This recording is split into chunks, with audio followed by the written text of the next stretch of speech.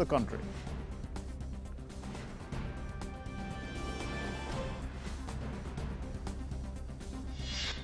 The Prime Minister applauds the work done by ASHA, A&M, Anganwadi and village health workers and says that they have played a huge role in successfully running the vaccination campaign in remote, hilly and tribal areas, also preventing the spread of COVID.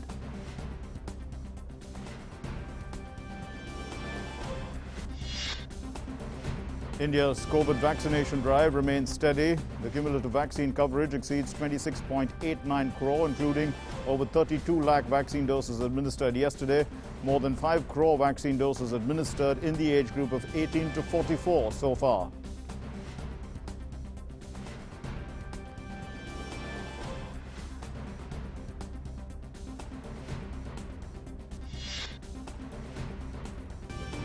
India witnesses a continuous decline in COVID with 62,480 new cases in the last 24 hours. The daily recoveries continue to outnumber the daily new cases for the 36th consecutive day. The daily positivity rate is at 3.24%, and that's less than 5% for 11 consecutive days. The recovery rate increases to 96.03%. In Iran, voting for the 13th presidential polls is underway.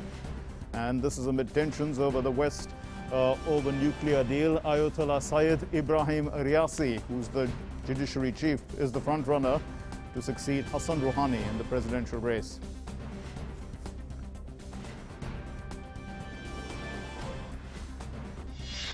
India will be facing New Zealand in the inaugural ICC World Test Championship final in Southampton today. DD Sports 1 to air the match.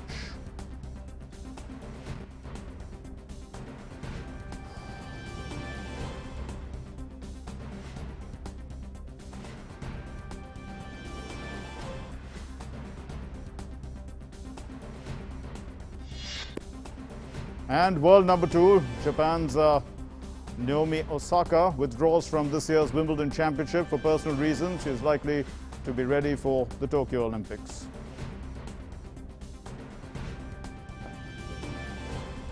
Well, at the very top of Midday Prime, we're going to go across live to the BJP headquarters. We are listening to so many of you Mr. at Hardeep short Puri, notice here. who is giving us a press conference. So there must be something about the situation in Punjab which must be responsible for this kind of interest.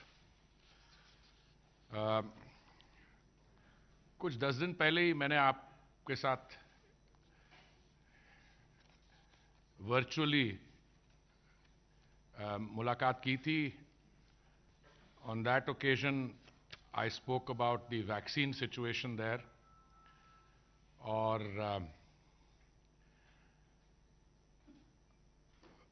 Vaccine production distribution खास करके पंजाब में what had happened to the vaccines which had been procured at concessional rates and then sold to private hospitals, which in turn put a markup and made them available to users. We can come back to that later if you have any interest. But today, I want to talk about what the Honorable Prime Minister has done for Punjab in the true spirit of cooperative federalism.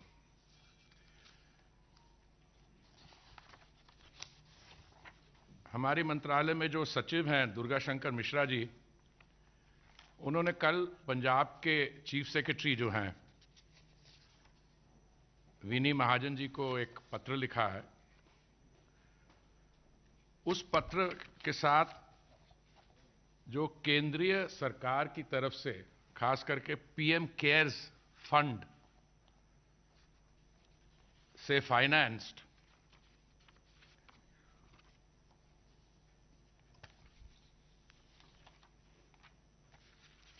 Oxygen plants,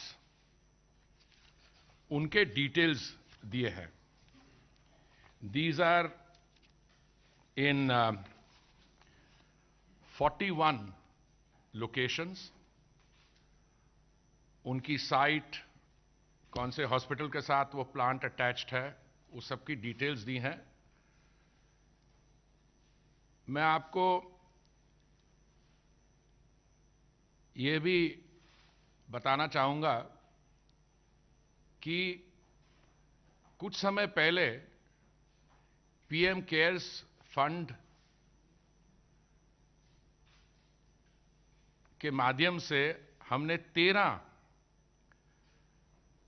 oxygen plants sanction किए थे। वो 13 शुरुआत हुई थी उन 13 से, और कल हमने एडिशनल प्लांट्स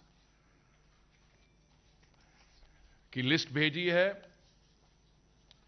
और मुझे बहुत खुशी है आपको ये जानकारी देते कि ये 13 प्लांट्स जो हैं, इनमें से कई तो जून के एंड 30 जून तक ही इंस्टॉल और ऑपरेशनल करने का हमारी कोशिश है, और बाकी जो हैं 13 में वो 15 अगस्त तक they will be fully operational.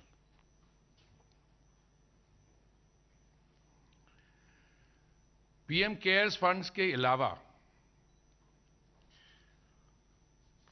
मुझे एक पत्र मिला दिल्ली लंगर सोसाइटी से। उनके जो कार्यकर्ता हैं उन्होंने बताया कि वो भी 4 ऑक्सीजन प्लांट्स अपनी तरफ से लगवा रहे हैं।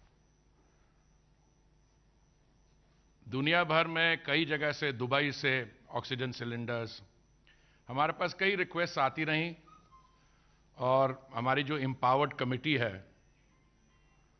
वो इन ऑक्सीजन सिलेंडर्स के लिए ट्रांसपोर्टेशन की व्यवस्था etcetera, I don't want to burden you with the details, पर ये जो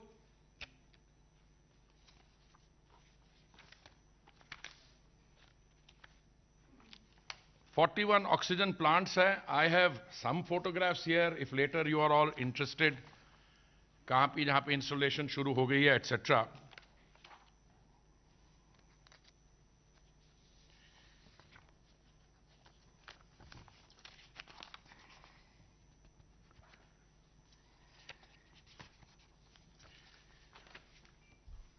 Even on the supply of essential drugs, कभी-कभी ये प्रश्न उठता है कि centrally procured medicines and supplies, कुछ स्टेट समझती हैं कि they are not getting a fair share. So मैंने पंजाब के लिए I had an analysis done. Punjab और असम की जो पॉपुलेशन है, it is roughly similar. 3 crores. One is 2.8, the other is 3 something. और उत्तर प्रदेश की जनसंख्या है 20 करोड़ से अधिक। तो एक मैंने एनालिसिस करवाया अपनी टीम से कि जो सेंटर ने रेमडेसिविर सप्लाई की है, पर 100,000 people सेंट्रली सप्लाइड रेमडेसिविर का क्या नंबर निकलता है। For Assam it is 323 per 100,000 people. For Uttar Pradesh it is 264, and for Punjab it is 632, which is almost the double of both Assam and Uttar Pradesh. Now this by itself may not be an indicator which is sufficient, because many states procure their own.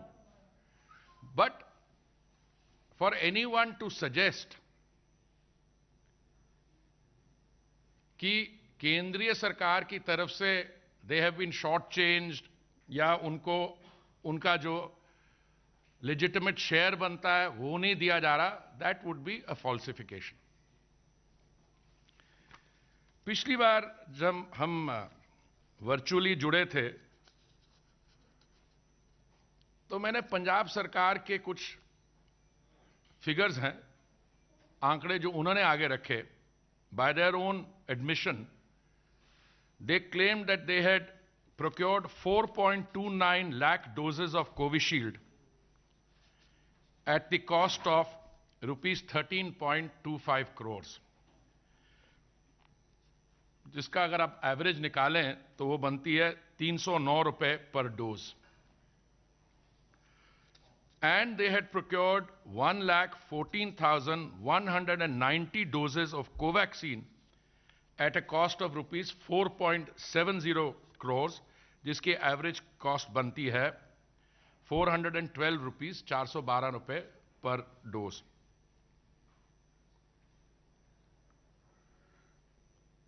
%80 जो procurement हुई है Covishield की 309 रुपए पे, जो प्रॉफिटेरिंग का figure निकलता है, that has been much higher than the figure reported. That's the first submission I make to you. इन्होंने आगे जो 309 रुपए की डोज प्रोक्योर करने के बाद प्राइवेट अस्पतालों को 40 लाख में से 30 लाख तो शायद एक ही अस्पताल को दिए उन्होंने, 1060 रुपए पे बेचा है, तो उसमें 750 रुपए पर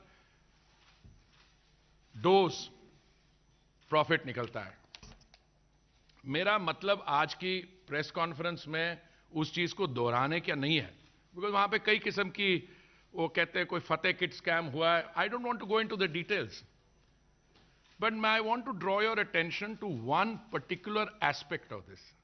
इनके यहां एक मेंबर ऑफ पार्लियामेंट है जिन्होंने बयान दिया उसके बाद कि अगर हम वैक्सीन को कंसेशनल रेट पे लेके, जो मुफ्त बांटनी जानी चाहिए, लाभार्थियों को दे देनी चाहिए, अगर हम उसको प्राइवेट हॉस्पिटल में दें, अस्पताल को दें, और उसका जो मुनाफा है उसको हम वैक्सीन फंड में डाल दें, सो इट इज नॉट प्रॉफिटेरिंग.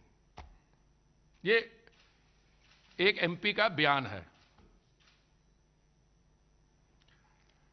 अब सेंटर सप्लाई कर रहा है आपको vaccine,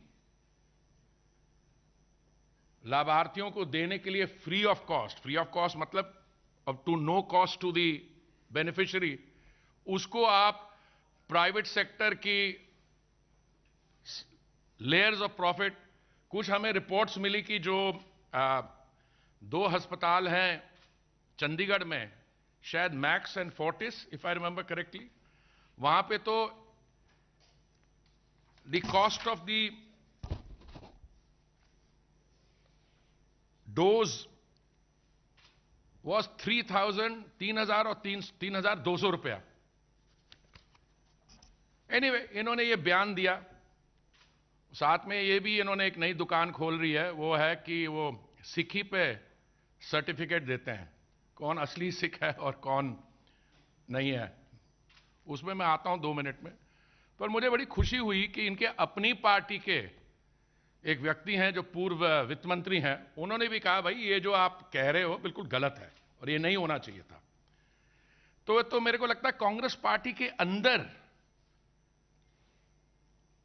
these people are not on the same page. Some of them think that profiteering on centrally supplied medicines is legitimate. अच्छा, उनके जो हेल्थ मिनिस्टर हैं उन्होंने तो शायद स्टेटमेंट दिया कि मेरा इससे लेना देना ही कुछ नहीं है. So maybe he tried Sambit ji to put it on the civil servant.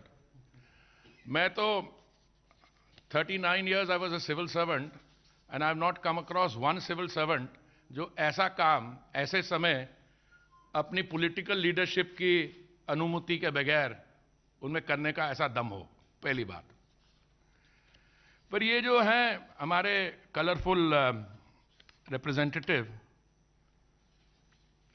और उन्होंने कहा नहीं इसमें कोई मुनाफाखोरी है ही नहीं, ये तो हमने वैक्सीन फंड में जमा करवाया, पैसा करवाया नहीं करवाया. उन्होंने और भी बात कही जो बात आज जो कह रहे हैं कि ये प्रॉफिटेरिंग है, वो कहां थे और क्या कर रहे हैं पंजाब के ऑक्सीजन के बारे. तो मैंने आपको ज्ञान दे दिया कि हमारे माननीय प्रधानमंत्री जी ने 41 ऑक्सीजन प्लांट्स पंजाब के लिए सैंक्शन किए हैं, जिसमें से 13 में से ज्यादातर 30 जून तक लग जाएंगे और बाकी 15 अगस्त तक. तो मैं समझता हूं ऐसे व्यक्तियों को सवाल पूछने से पहले अपने अंदर जांच कर लेनी चाहिए कि वो क्या कह रहे हैं और उसका क्या महत्व है। कुछ दिन बाद इन्होंने एक और बड़ा इंटरेस्टिंग बयान दिया। दो हमारे राजनीतिक दल हैं पंजाब में, उन्होंने कुछ आपसी समझौता किया और कहा शायद वो चुनाव इकट्ठा लड़ेंगे। It is not my intention or purpose to comment on other alliances or how they will share, how will they fare, whether their symbols will be harmonious. But उन्होंने एक और बात की, उन्होंने कहा कि, और उन्होंने इस पे बड़ा नेगेटिव कमेंट किया कि कुछ पंथिक सीट्स जो हैं, they have been handed over to one of the new partners. Now, I am a very proud Punjabi, I am a very proud Sikh. मेरे लिए तो सारी पंजाब की जो भूमि है, that is पवित्र भूमि. And all of it is Panthik. So what he meant by this, I am not clear. But the little I know about Sikhism, वो certificate देते लोगों को कि कौन असली सिख है, कौन नकली सिख है, और शायद वो सिखिज्म का एक बेसिक टेनेट नहीं जानते हैं. It is an egalitarian religion. There are no differences. We all sit on the floor and partake of गुरु का लंगर. अगर हमारे में डिफरेंसेस हैं तो बाद में क्रिएट की गई हैं, हमारे सिख गुरुओं के दिमाग में नहीं थी.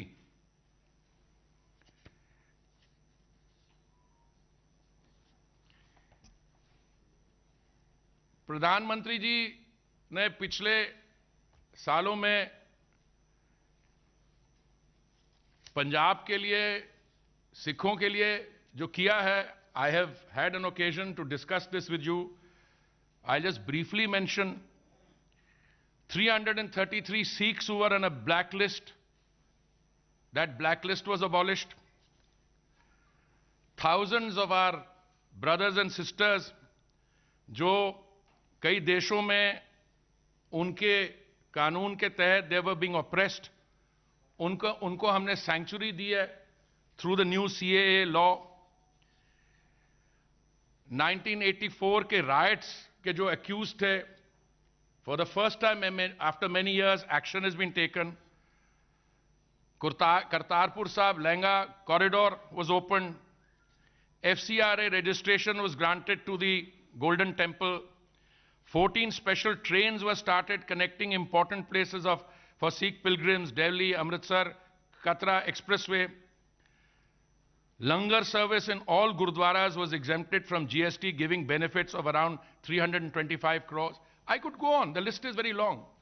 पर आज जब मैं आपको ये 41 ऑक्सीजन प्लांट्स की जानकारी दे रहा हूं, वो इसलिए दे रहा हूं that this is a part of what the Honorable Prime Minister personally and his government are doing for all states in the country. And Punjab, if anything, I gave you the analysis of the remdesivir distribution as per availability per 100,000 people. Punjab fares much better in the center's distribution list. You can't talk about Punjab these days without mentioning our अन्नदातास. जब पिछले वर्ष when these draft legislation was before parliament, तो क्या कहा जा रहा था कि ये कोई grand scheme to hand over agriculture and agricultural land to the उद्योगपतिस, कि MSP जो है वो henceforth available नहीं होगी, मंडियां जो हैं वो abolish कर दी जाएंगी, procurement will not take place under MSP. And I like to remind us that when the procurement season was due, I think this was in the month of October of last year, so the procurement season process was brought forward by a week so that people could participate. उस समय जो procurement हुई MSP के through, record, जो पिछले साल का जो figure था that was exceeded, जो target था उस season के लिए that was exceeded. उसके बाद more recently wheat procurement, again the target was exceeded, procurement was much higher than the previous year. So ये जो झूठ फैलाया जा रहा था कि MSP हटाई जाएगी, मंडियां बंद हो जाएंगी, कुछ महीनों में एक साल will be 1 year will be completed, but we didn't stop at that. There was wastage. Hopefully more private investment will come in the processing, in the cold chains, etc., so we can reduce the wastage and finally eliminate it. But more important, through the direct benefit, the money, 26,000 crores has gone directly into the pockets of our hardworking farmers. जब मैंने tweet किया इसको कुछ दिन पहले संबित जी, तो किसी ने मुझे पूछा कि ये तो सब ठीक है, पर इसका फार्म लॉस से क्या लेना देना। हमने कहा फार्म लॉस तो आप पढ़ लीजिए, हम आपके साथ बैठ के पढ़ लेते हैं, but I thought the purpose of the entire scheme was कि हम अपने हार्ड वर्किंग फार्मर्स की जेब में पैसा डायरेक्टली जाए, that the wastage should be reduced and finally eliminated, that the money which was being siphoned off to intermediary layers, that benefit goes directly to the farmers. फिर किसी ने कहा कि बट मंडी का ये रेट है बाहर. My response to all this is very clear. I think the Honorable Prime Minister personally and the government have made it repeatedly clear कि आपके मन में अगर कोई डाउट्स हैं तो we are ready to sit with you, and I reiterate that. बहुत इसमें कमेंटेटर्स हैं, मैं इंडिविजुअली भी लोगों को कभी कभी फोन करता हूं, मेरे कॉलीग्स करते हैं कि देखिए अगर आपके मन में कोई डाउट्स हो, अभी भी हैं रेजिडुअल डाउट्स, तो आप हमारे साथ बैठिए, and we are open to all suggestions. But the template has to be benefit to farmers. अगर आप सिस्टम कई सालों से चला आ रहा है where intermediaries or etc., let us discuss that. I mean, we are not averse to seeing how that can be, but it cannot be at the expense of the farmers. So the farmer and the hardworking person who tills the soil, he is the primary intended beneficiary of these laws, and that hard work must be rewarded. Anything else we are willing to discuss.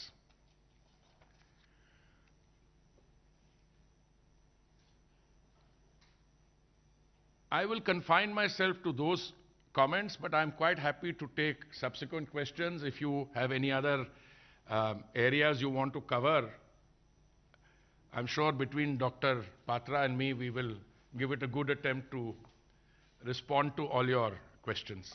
Thank you. Yes, sir. One by one, we'll move with the questions.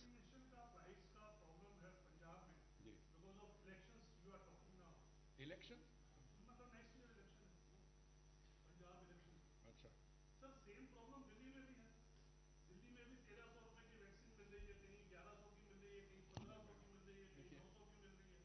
मैं आपको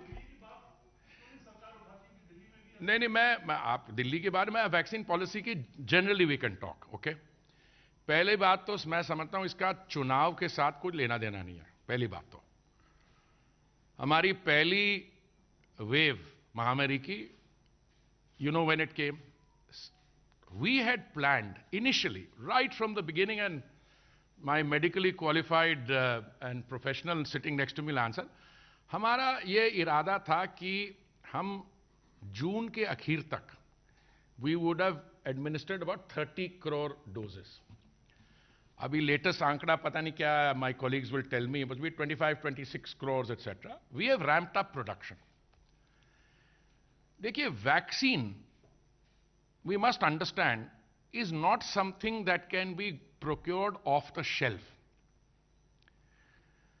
Vaccine to be available for being administered requires to go through various phases of clinical trials.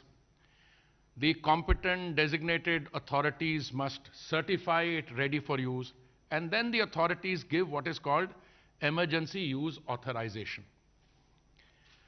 India was one of the first countries, one of the first few countries in the world, जिन्होंने हमने दो manufacturers को identify कर लिया था. एक है which is producing the AstraZeneca vaccine, on which research was done at Oxford, but that institute, Serum Institute, is a very well-established institute. उनका बहुत historic role रहा है in international vaccination. दूसरा भारत बायोटेक एटसेट्रा. तो पहले तो आप जब चुनाव की बात करते हैं ना, तो फिर ये पॉलिटिकल डायमेंशन आ जाता है. मैं पंजाब क्रिटिसाइज नहीं कर रहा हूं, मैं तो बता रहा हूं. हमने ये तय किया था कि हम पहले 50% वैक्सीन प्रोक्योर करके फ्री ऑफ कॉस्ट देंगे स्टेट्स को फॉर डिस्ट्रीब्यूशन. जब सेंट्रल गवर्नमेंट जब प्रोक्योर करती है, वो नॉर्थ ब्लॉक और साउथ ब्लॉक में बांटने के लिए नहीं करती, वो स्टेट गवर्नमेंट्स और यूटी को करती है. मैं उसकी बात कर रहा हूं. और हमने ये तय किया था कि 25% जो है स्टेट गवर्नमेंट्स और यूनियन टेरिटरीज खुद प्रोक्योर करेंगी, और 25% है वो प्राइवेट सेक्टर एटसेट्रा वो डायरेक्टली प्रोक्योर करके जो भी रेट्स है उस पर करेगा. तो पहली बात तो ये आती है कि जो लोग अभी बात करते हैं, इन्होंने वैक्सीन हेजिटेंसी फ्यूल की. इन्होंने कहा अभी रेडी नहीं है, भारत बायोटेक के अभी क्लिनिकल ट्रायल्स नहीं हुए हैं, आप इसको क्यों दे रहे हैं. फिर कुछ सरकारों ने, अब इसमें पंजाब की सरकार नहीं आती पर दिल्ली की सरकार आती है. दिल्ली की सरकार ने ममता बनर्जी सीएम जो है वेस्ट बंगाल की, उन्होंने, उद्धव ठाकरे जी, कांग्रेस के आनंद शर्मा जी, इन्होंने कहा आप सेंट्रल गवर्नमेंट क्यों प्रोक्योर कर रही है, आप स्टेट गवर्नमेंट्स को करने दीजिए. तो कोऑपरेटिव फेडरलिज्म के स्पिरिट में डिसीजन वाज टेकन, अगर वो करना चाहते हैं तो करने दीजिए. पर उन्होंने जब प्रोक्योर करने की कोशिश की, I think most of them could not get the quotations from the original manufacturers. तो बीच में मिडलमैन है, they started becoming active and started sending the quotation. Then they said nahi, ab central government kariye. So central government then said, all right, we will do 75%. That is the issue. हम criticize किसी को नहीं कर रहे हैं. अगर आप procure कर रहे हैं central government से to make available as part of your designated free of cost distribution, उस पे प्रॉफिट करना गलत है. मैं उसकी बात कर रहा हूं. चाहे वो पंजाब करे, कहीं पंजाब वाले पकड़े गए हैं क्योंकि वहां पे खुद they had to withdraw the scheme. तो क्यों हुई नहीं हुई, मैं तो उसके मैं one of their representative said कि ये मुनाफाखोरी नहीं होती है. अगर आप किसी वैक्सीन फंड में पैसा डाल दें, अरे भाई किसका वैक्सीन फंड है. अगर एक लाभार्थी को आपने मुफ्त देनी है, उसको आप 1500 रुपए की या 3200 रुपए की दे रही है, where is the equity in that. That was my point. Next question, Ravinder ji. I'll come to you, ma'am.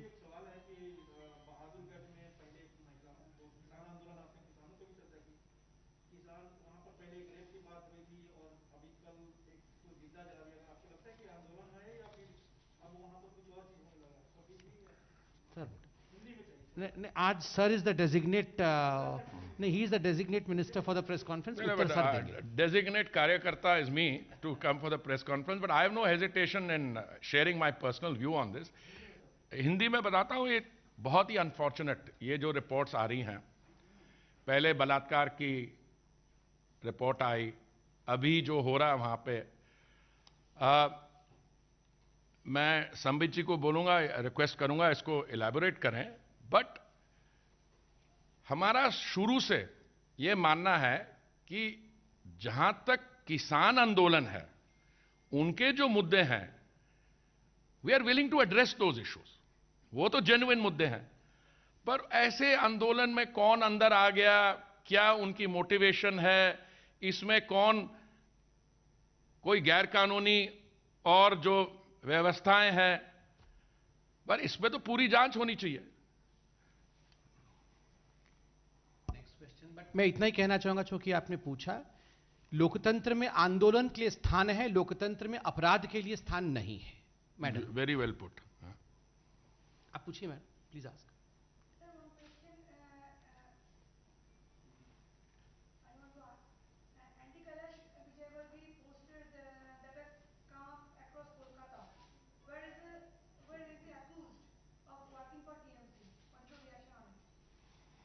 I have absolutely no reaction on that. I mean, you know, West Bengal is a very active state.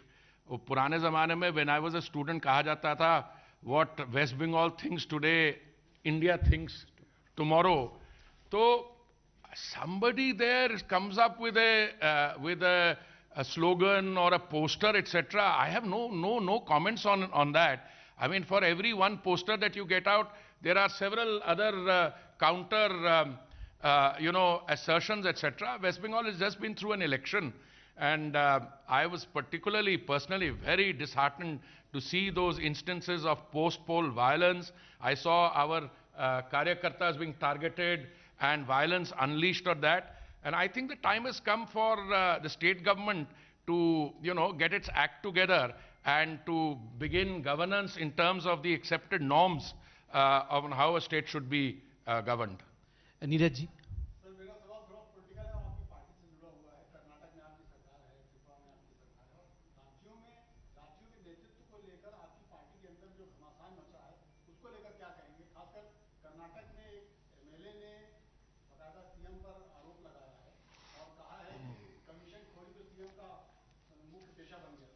Neeraj ji, अभी इस press conference में आदरणीय मंत्री जी ने बड़े स्पष्ट रूप से कहा कि इस प्रेस कॉन्फ्रेंस से जुड़े किसान आंदोलन इत्यादि और पंजाब में जिस प्रकार से वैक्सीन वेस्टेज हुआ है, उन विषयों से जुड़े सवालों का वो उत्तर देना पसंद करेंगे। मुझे लगता है आज का ये प्रश्न जो आपने किया है, ये इस प्रेस कॉन्फ्रेंस से जुड़ा नहीं हुआ है। अवश्य हम बाद में इसके उत्तर देंगे। Coffee. Watching a press conference being addressed by the Union Minister Hardeep Puri, who's the Minister in charge of Housing and Urban Affairs, as well as Civil Aviation. He's also the Minister of State for Commerce, and he's a member of the group of ministers on health. And so he was covering a wide range of subjects, and specifically largely targeted towards Punjab and the dealing of the COVID crisis and pandemic in that state, and how the government of India has shown no special favors to any state, but has treated each state fairly. That was the broad picture with which he was talking about. Let's go back to whatever we are discussing in the bulletin today, and here's our big story.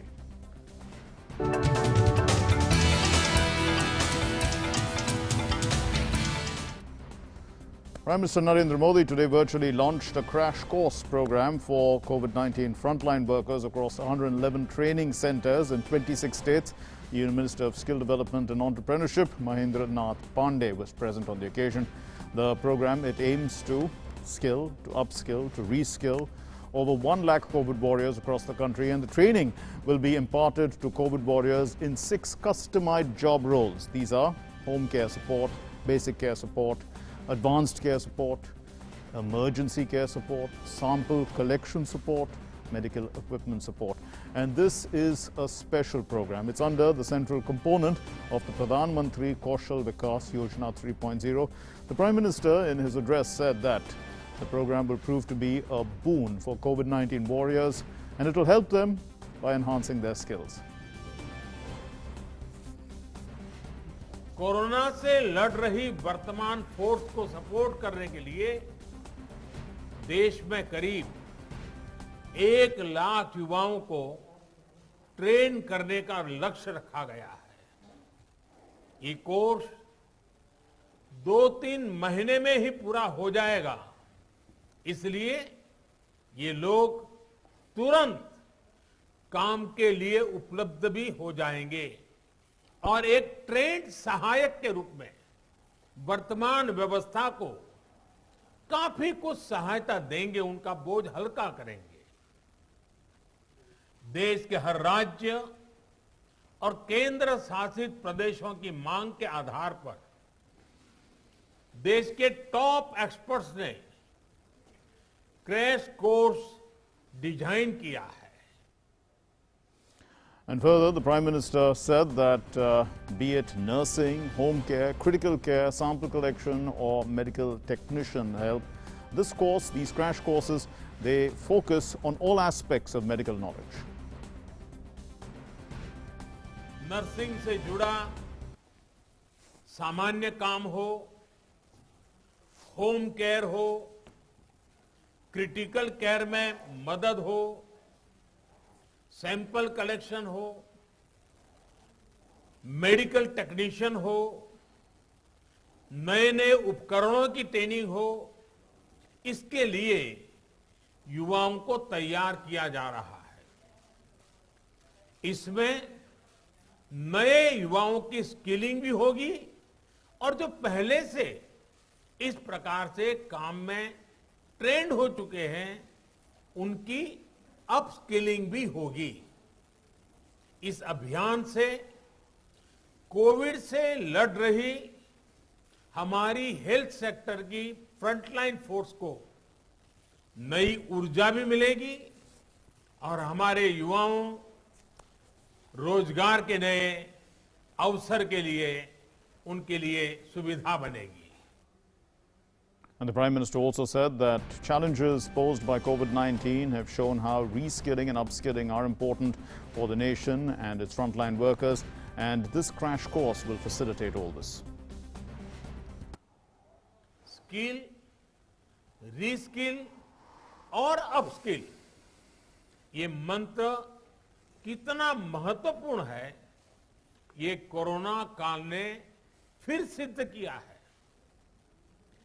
Health sector के लोग skill तो है थे ही, उन्होंने corona से निपटने के लिए बहुत कुछ नया सीखा भी, यानी एक तरह से उन्होंने खुद को रिस्किल किया। इसके साथ ही उनमें जो स्किल पहले थी उसका भी उन्होंने विस्तार किया। बदलती परिस्थितियों के अनुसार अपनी स्किल को अपग्रेड या वैल्यू एडिशन करना, ये अपस्किलिंग है और समय की यही मांग है। Prime Minister Modi also appreciated the efforts of ASHA, ANM, Anganwadi and healthcare workers, acknowledging their important role in this pandemic. हमारे आशा, ANM, आंगनवाड़ी और गांव-गांव में डिस्पेंसरियों में तैनात हमारे स्वास्थ्य कर्मी, हमारे ये साथी संक्रमण को रोकने से लेकर दुनिया के सबसे बड़े टीकाकरण अभियान तक में बहुत महत्वपूर्ण भूमिका निभा रहे हैं। मौसम की स्थितियां, भौगोलिक परिस्थिति कितनी भी विपरीत हो, ये साथी एक एक देशवासी के सुरक्षा के लिए दिन रात जुटे हुए हैं। गांवों में संक्रमण के फैलाव को रोकने में, दूर सुदूर के क्षेत्रों में, पहाड़ी और जनजातीय क्षेत्र में टीकाकरण अभियान को सफलतापूर्वक चलाने में हमारे इन साथियों ने बहुत बड़ी भूमिका अदा की है। The Prime Minister also said that from the 21st of June, every citizen over the age of 18 will be able to get free COVID-19 vaccines. 21 जून से जो टीकाकरण अभियान शुरू हो रहा है, उससे जुड़ी अनेक गाइडलाइंस जारी की गई है। अब 18 साल से ऊपर के साथियों को वही सुविधा मिलेगी जो अभी तक 45 साल से ऊपर के हमारे महानुभावों को मिल रही थी। केंद्र सरकार हर देशवासी को टीका लगाने के लिए, मुफ्त टीका लगाने के लिए प्रतिबद्ध है। हमें कोरोना प्रोटोकॉल का भी पूरा ध्यान रखना है। मास्क और 2 गज की दूरी ये बहुत जरूरी है। And let's move on to our National Prime segment now.